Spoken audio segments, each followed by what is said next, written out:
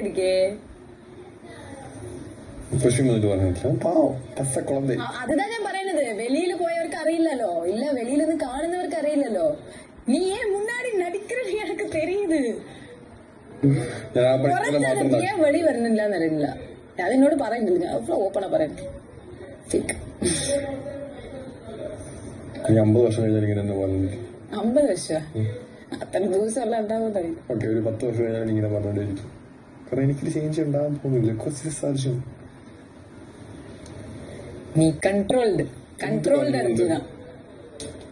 Controlled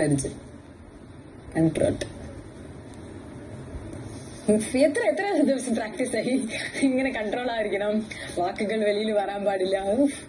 എவ்வளவு ദിവസം class പോയോ? Control class എന്തെങ്കിലും ഉണ്ടോ? കൺട്രോളിങ് സെഷൻ அந்த மாதிரி ஏதாவது